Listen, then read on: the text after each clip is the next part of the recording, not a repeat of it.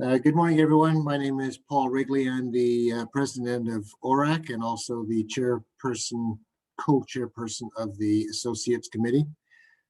This morning, we have our latest webinar in our ORAC 2.0 series.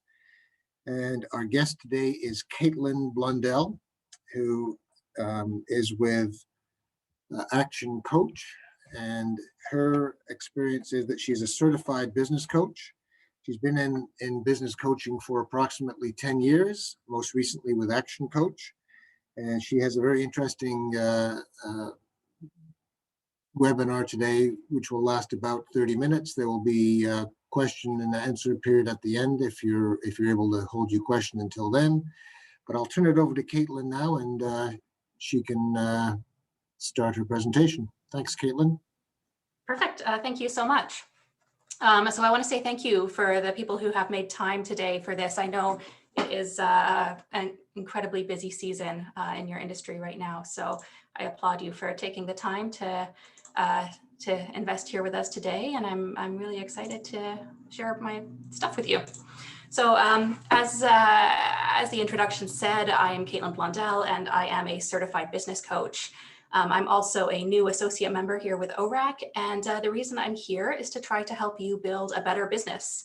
And for some people, that's going to be all about making more money, right? It is a business after all. For others, it's about recruiting and retaining a really great team. And for some, maybe it's just about getting some more time away from work. Maybe it's a little bit of each. So I work with business owners on all of these issues, and I hope that, over time through ORAC, you'll come to think of me as your unfair advantage over your competition. And as I am now your coach for the next half hour at least, I do have one rule for today, as well as 4 goals. So if it's all right with everybody, I will go ahead and share those. First, the rule, because I truly do believe that being in business should give you more life and not suck the life out of you. The rule is that I want to have fun. And sometimes that's not what people expect from a business seminar, but I know when I started my business, one of my guiding principles was that I wanted it to be fun, so I made it a rule. Here are my goals. Okay, first of all, I'm here today because I want to educate you and give you some tools and some strategies that will help you build an amazing business. Sometimes people ask if I'm a motivational speaker. No, I'm not here to motivate you, because motivation alone is useless. I always say, if you motivate an idiot, they're just going to do dumb stuff faster. So that's not why I'm here. It's to educate you and really make this a training ground. Second of all, I want to coach you, because that's what I do. And what I mean by that is that I'm happy to dig in and take your questions. Please ask them in the chat, ask them out loud. If you want to maybe unmute your microphone, we can have a little bit of discussion throughout the presentation and during the Q&A at the end. Third, I want you to walk out of here with some ideas that you can use right away. After all, I am an action coach, not a think about it coach. And lastly, I want to help you figure out what level of coaching might be right for you. I joined ORAC, as I said, to help you grow your companies. So what's the best way for you to take advantage of that? After all, if you can invest some time and money over the next 12 months and have it come back as a 30 to 60% growth in your business, would that be worth it? So if it's okay with everybody, today, what I'm going to do is I'm going to give you a bunch of information that you can use with or without me. And then at the very end, for those of you who are ready, I'll show you how to fast track your results. So I think everybody can see my slides here. So I'm going to start at the very beginning, talking about what is a business. And I start here because a lot of the people I talk to understand this wrong. A lot of people think it's about creating a job for yourself and for some other people, but it's definitely not about being busy and just filling your time from 9 to 5. So in my definition, it's about creating a commercial, profitable enterprise, and then this is the part that's not always intuitive, that works without you. Because if you've got to be there, it's no longer a business, it's a job. And this is often the reason why business owners have to work so hard, is because the business doesn't. So what happens then when you want to take 4 weeks of vacation in your busy time at the start of the summer? Can you do it? How can we set your business up so it allows you to do that? And most business owners end up in the opposite scenario, right? They end up maybe feeling trapped or stuck in their business. I talk to some who say that they are working harder than their employees, and sometimes for less money. So the aim here is to get the business to work so that you don't have to. So on this slide, I've outlined how we can do that. This is at a really high level. So we start at the bottom with the fundamentals, and you know you've got these mastered when you're not running around putting out fires or like feeling that sense of chaos. And if you've ever felt like the business is running you rather than the other way around, then we start here to get you out of that reactive mode and make you proactive. And when I start with a new client, you know, I often ask, do you want to put more money into marketing or less? And if the owner says less, then I know that the money they're putting into marketing is gone, right? Because they're not getting good results. And so the marketing is seen as an expense to the business. But if they say more, then I know they're at a point where they know if they put more in, they get more back. And that's where I want people to get to. And that's what we do here at stage 2, is figuring out how to make marketing an investment into the growth of the business rather than an expense. So at this point, we're all about cash flow. And you know, most businesses really do struggle with cash flow because either they're not making enough money to grow at a rapid rate, or it's just really unpredictable. So at stage 2 here, where it says niche, the thing we're really looking at is marketing.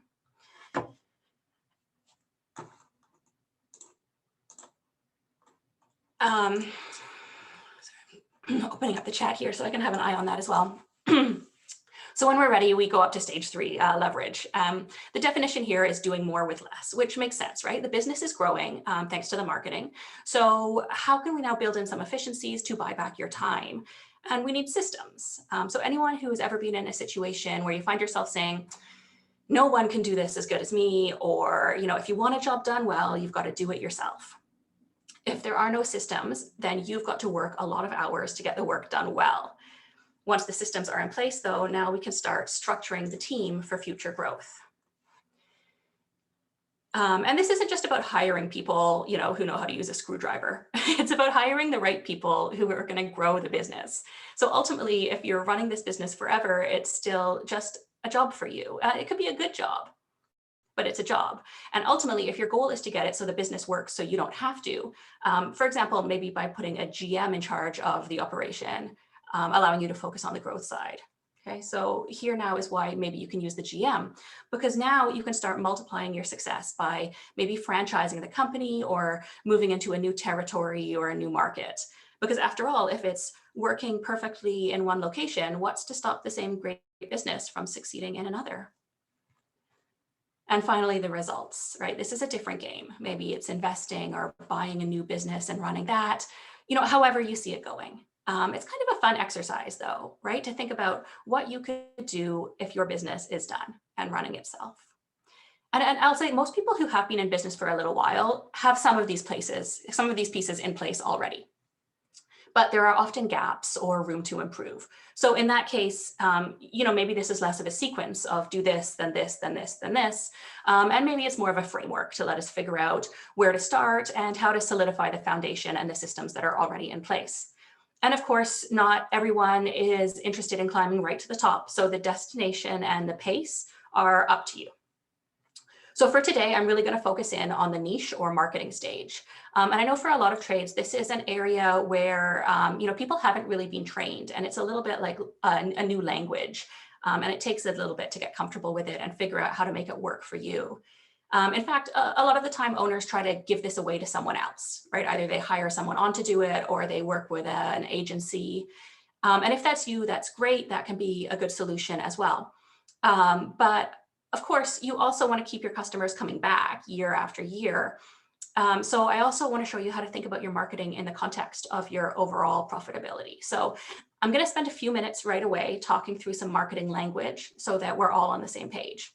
And then I'm going to get into the 5 ways formula, which will show you how to put that information into action. So it's like this. If I were to ask you for $80, you might not want to give it to me, right? But if I offered to give you back $100 for every $80 that you gave me, you're probably a bit more enthusiastic. And that's exactly what your marketing should be doing for you. You know, very simply, every dollar you spend to market your business should be bringing you more than $1 back. And how much more depends on a range of factors, okay? But as long as it's bringing in, at the end of the day, more than you spent, then you've got a good thing going. So if I was standing here trading you $100 for every $80 you gave me, what would your budget be? At some point, would you be saying, sorry, so I was talking about the customer acquisition cost and the lifetime value of your customer, right? So once we know these things, then of course we can do a little bit of work to drive down what you're spending and increase what you're getting back, okay?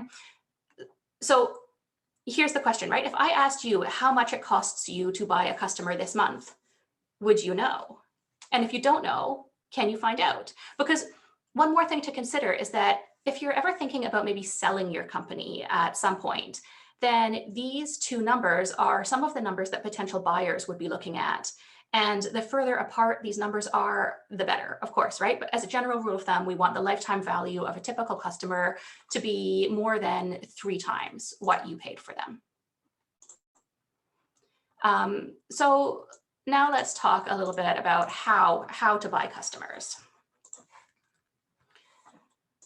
Now, it's easy to assume that your potential customers care about, they most care about finding the lowest price, right? Maybe they're calling around to a bunch of different providers trying to figure out who's the budget buy, what costs the least.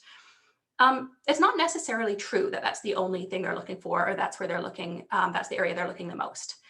Often they really care that they're getting good value and that they're getting something that's right for them. So from a marketing perspective, if you can identify a really clear target customer and then spend some time thinking about why they would want to buy from you instead of the next outfit, then it's likely that it isn't simply about a low price. And people are usually okay, actually, to spend a bit more if they think they're getting really exceptional value. Now, I find that, especially in industries like this one, where you might be selling the same basic product or service as some of your competitors, sometimes it's hard to figure out what sets you apart or what makes you unique or where this kind of exceptional value comes in. So let me give you a quick example. There was an action coach client in the US. Okay, this is going back a few years. This was a plumber who had a small company, and his company was doing great to the point where the local chamber of commerce was giving him an award. So they had this big gala evening, and his wife bought a new dress and he had a nice tux, and it was on a Friday night. They were all dressed up. They were heading out for the gala when his phone rings with a service call. Now, his company is doing well, but he still has the evening on call. And his wife is giving him this look, right? Don't you dare answer that. Some of you may know that look. But he answered it. And it was this older woman, and she had some problem with her sink. So off he went in his tux, toolbox in hand, fixed the issue in 5 minutes, gave her the bill, and went off to the gala. Well, the next day, his phone rings again. It's another older woman. "Are you the plumber in a tux?" she asks. Because her friend had told her all about this new plumber who did house calls in a tux. Well, he laughs a bit and off he goes. The next day, his phone rings again, and it doesn't stop. It's not a joke anymore. He buys tuxes for his team. He prints new business cards with a picture of a tux on them. His customers love it, and the business is off to the races. So here's the point, right? In a trade where customers know that any number of plumbers can fix a tap, what are they actually shopping for? Not only someone who can do the job, but someone professional, someone they trust to let into their home. Somebody with pants that fit, so they don't see more of the plumber than they actually want to, right? And of course, the plumber in a tux is going to deliver that. So I'm not recommending that you need to go out and find some really gimmicky thing, right? I promise you don't need to wear a tux to stand out in your industry. Think about what your customers really appreciate, and then think about how well that is represented in your marketing and in your sales materials. Now, this is another layer. Not everyone thinks to offer their customers a guarantee. And it actually makes a lot of sense, right? Because once you do understand who you're selling to and why they're going to buy from you, then you can also think through what would prevent them from buying, and then you can get ahead of the objection with a guarantee. Basically, it de-risks the purchase so that more prospects will go through with it. So a classic example is to get your pizza in 30 minutes or it's free, because obviously hungry people don't want to wait. But one of my favorite all-time examples comes from another Action Coach client in Australia. This is a photographer who specialized in wedding photos. So they offered a guarantee that it would not rain on your wedding day. Or if it did, they would restage the wedding and reshoot it for free. Now, of course, they couldn't actually control the weather, but they did the math and they figured out that since they lived in a pretty dry climate with not too many rainy days, the cost to them to reshoot any rainy day weddings was actually pretty low. And because the guarantee was so appealing to their customers, now they could charge a premium for their service. And that more than offset the cost that they incurred by honoring the guarantee. Now, I know that business owners are fairly obsessed with getting good value for money, right? So I offer a guarantee on my service that I'll find my fee in a business within 17 weeks of coaching for my one-to-one coaching clients, which essentially guarantees that coaching never costs the business money.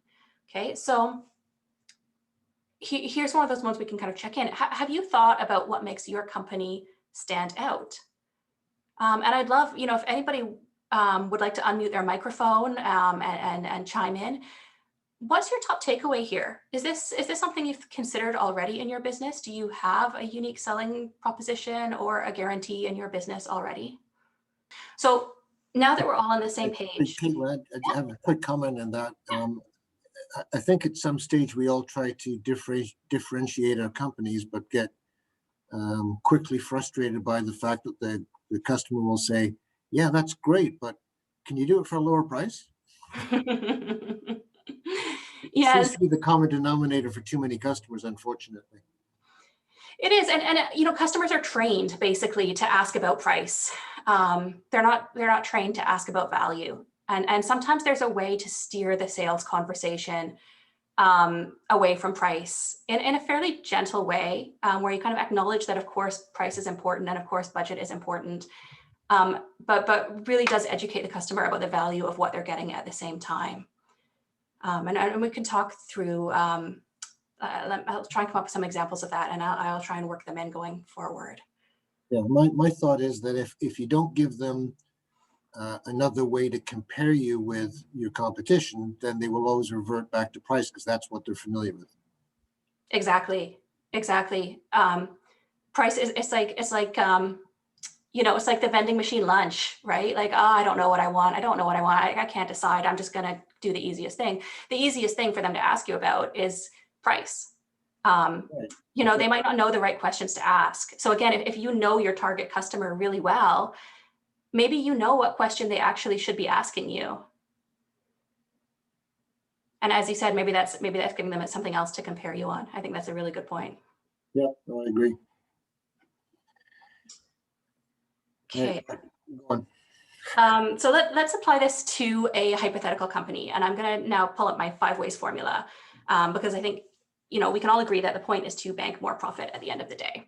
So when I go in and start talking to a company about growing the company, the owner is usually saying something like, okay, Caitlin, we need more customers, we need more revenue, and we need more profit. Okay, these are the metrics that most owners know inside and out. So in this formula, these numbers aren't actually the most important because they're the output numbers. And so I like to focus instead on the numbers that are the inputs, because that's where we can focus on taking action. They're like levers that we can use to tweak the success at the end of the day. Okay, so this is a fairly powerful, simple tool. And because it's so simple, it's worked across all different businesses and markets, including HVAC companies. So let's walk through this piece by piece. So numbers in red, okay, the number of customers, the total revenue, and the profit. But where I'd like to focus on today is the 5 inputs that are in blue. Okay, these are the 5 ways to grow the business. So this starts with the number of leads. Now, number of leads might mean different things to you depending on your sales process, but basically it should be the total number of people that you're communicating with or your prospects. And you can multiply that by your conversion rate, which is the percentage of those that actually bought. So if 10 people call your business and 2 make a purchase, then your conversion rate would be 20%. And if you're not measuring these numbers, then let's start thinking about how to measure them, because again, these are the ones that you can manipulate to get the results you're after. You can't make more customers, but you can, dial up your marketing to get more leads. You can tweak your sales process to get more conversions. And if you don't know these numbers, then it's really hard to improve them because you can't grow what you don't know. So once you've got those customers, now we're interested in the number of transactions, basically how many times people buy from you.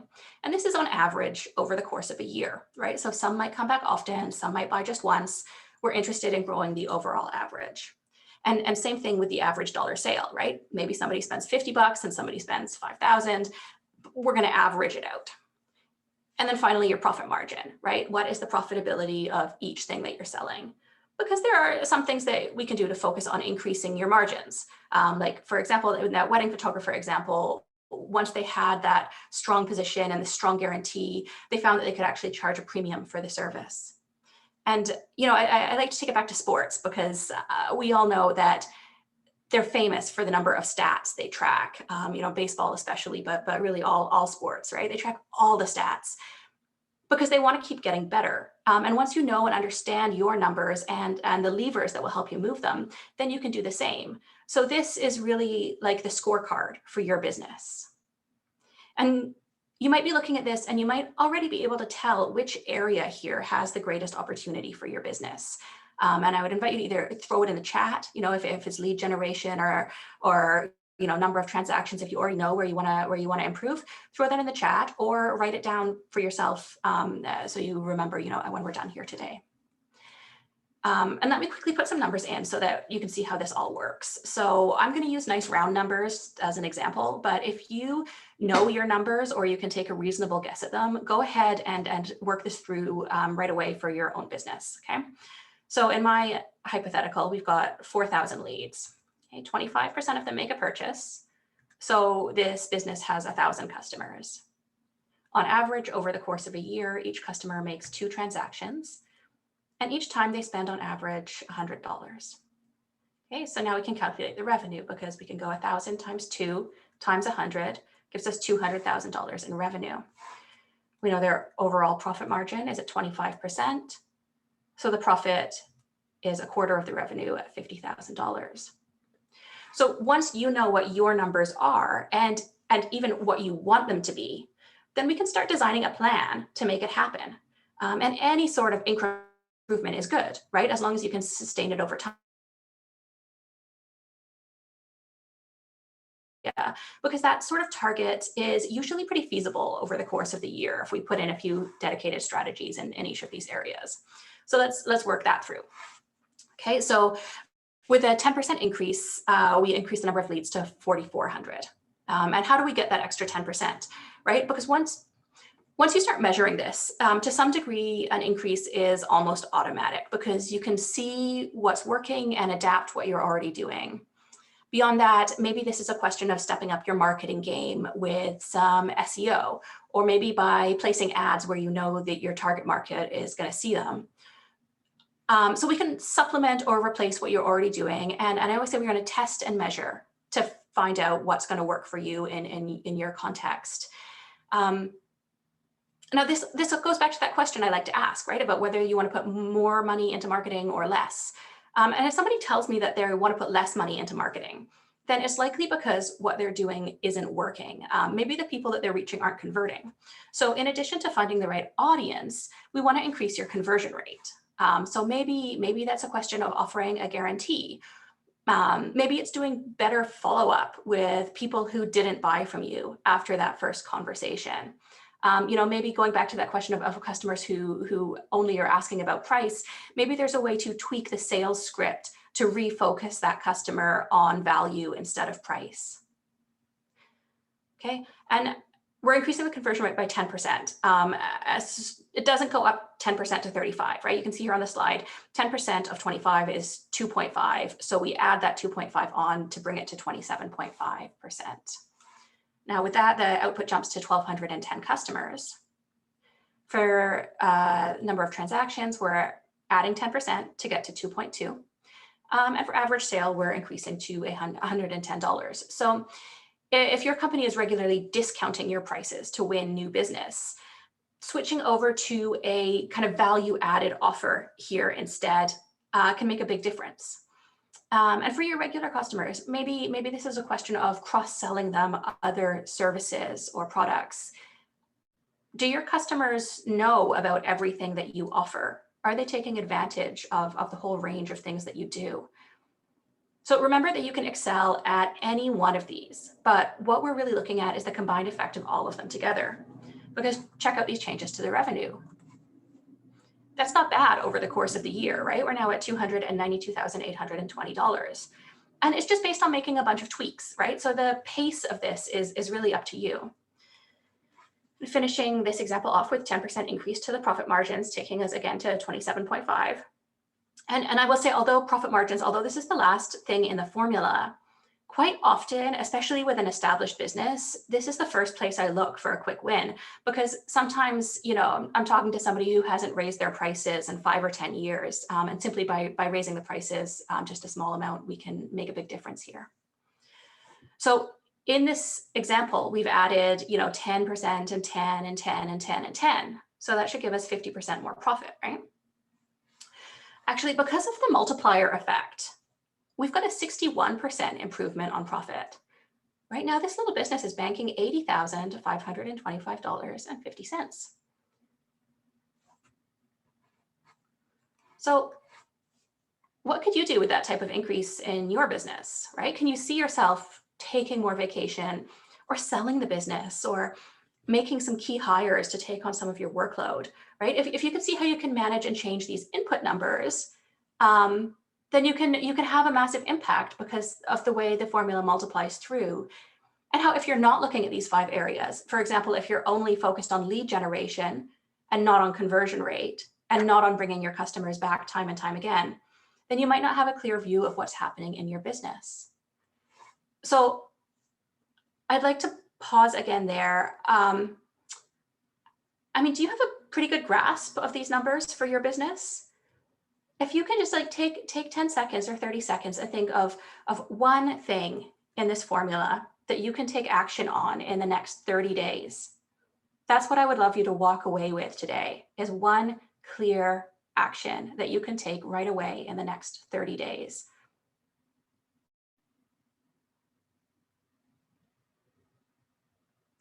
So I started today by talking about my goals for our time together. So now let's flip the script. I want to talk about your goals. Okay, because if I ask the average technical entrepreneur to show me the goals of the business, right? At one end, what's the vision? What's the big dream? And at the other, what's the goal for the next 90 days or the next month? What steps are you taking towards the dream? And typically people don't really know the answers. And I always say you need both, because it gives you a roadmap. Because if you don't know what you're trying to achieve in the medium and the longer term, then the actions you're taking now are pretty unlikely to get you there. And by the way, your goals might be revenue, they might be time, they might be lifestyle, taking that once in a lifetime vacation if we're allowed to travel again. And whatever they are, then you need to know what these answers are, both for yourself and for your business, because personal goals matter here. Because when you're a business owner, your personal goals are your business goals, because the business needs to perform to a level to allow you to reach them. So I'm going to end with this, which is a quote from the business author Jim Rohn. And he said a lot of wise things, but I think this really sums it up, right? Never wish your life were easier, wish that you were better, and work harder on yourself than you do on your job. And I include this because this is absolutely the simplest and the most important business formula. When you become a better business person, you get a better business. And it's worth investing a bit of time and effort into developing your own leadership skills or accounting or marketing skills, and creating that roadmap for your own growth. Sometimes that means stepping back from the day-to-day of the business for a few hours every week, working on the business instead of in the business. If that's not something that you're doing already, I do highly encourage you to start doing it, and I guarantee you'll pay dividends in the business.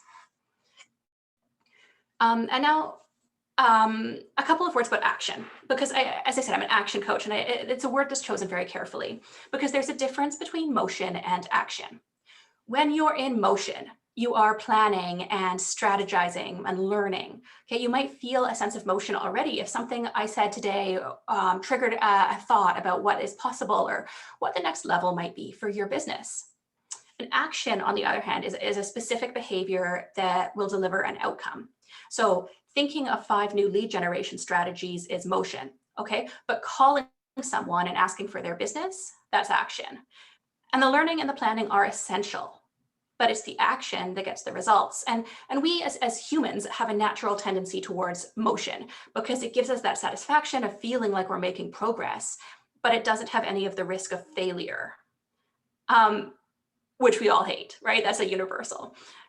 So of course, to keep you to action, it helps to have someone holding you accountable. So I want to talk about next steps. And I know some of you came today just for information, and I hope you got it, right? I think that's great. I hope everybody picked up some tips and ideas that they can take down and use right away. And if that's you, if you just wanted a few ideas and you're not really ready to talk about coaching yet, that's fine. And I'll say I love doing these webinars about this stuff. It's the easiest, it's the fastest way that I can help people.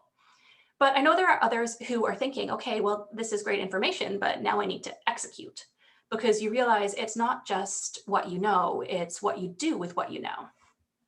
You're ready to fast track your business growth, and you want to have that impact on your time and your team and your money. Okay, and of course, I want to help you with that.